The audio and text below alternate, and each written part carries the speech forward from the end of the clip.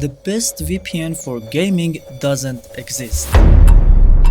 Back in 2017, I started using VPNs for gaming. Actually, I played almost 90% of the time with VPNs on my PS4 and PC. I've tried more than 100 different VPN services, and there is no VPN that you call the best for any game. You can't choose one VPN as the best because there is no server from VPNs that they work well with every game. A few days ago, I started playing Bloodhunt on my PC, and my beloved VPN Speedify, which I've been using for 5 years, couldn't find a match in that game. I was forced to try ExpressVPN and I found matches in less than 5 seconds every time. Does it mean ExpressVPN is the best? No, it's not, and this video isn't sponsored. Why it's not the best? Because if you try to play The Last of Us Online or Rogue Company with this VPN, you will experience a high latency in this game, which isn't because of the ping, but it's because of the VPN server itself. Most of them have the same issue in this game, Rogue Company.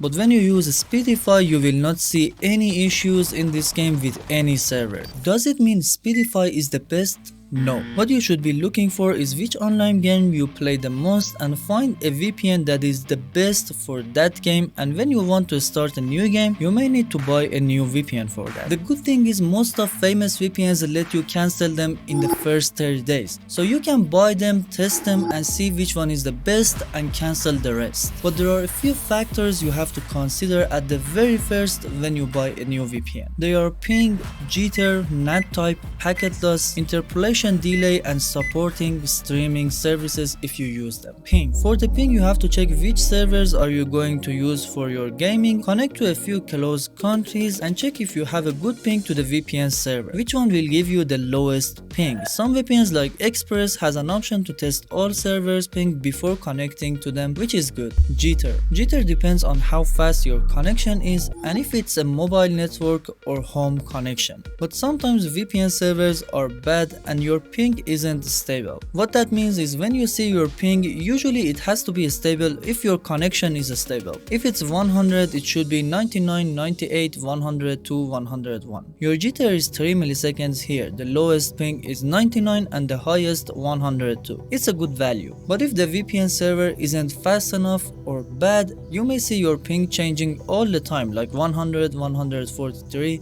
99, 104. Jitter is 43 milliseconds, which is so bad. NAT type. If you want to know what NAT type is, check the video from the card above or the link in the description below. But most of the VPNs have NAT type 3, which is not ideal for gaming. However, some VPNs like Speedify give you NAT type 2 on any console and PC. You have to check if the game server is okay with NAT type 3, but overall I recommend having at least NAT type 2 for gaming, which is moderate. Packet loss. Each time you are doing something in the game, you send a packet of information to the server or receive other player information from the server, like the movement. When you have packet loss, you lose some data, which causes lag, which causes you shoot 10 bullets but 3 of them will be lost and only 7 of them hit the enemy, which causes an awful gaming experience. However, this issue depends on the quality of your connection, but it also depends on the VPN server. Ideally, you shouldn't have packet loss and maybe less than 1% is acceptable. But if you have higher than that, it ruins the game. Here's the good thing about the Speedify and the reason I use it, because it can use more than one connection simultaneously in a mode called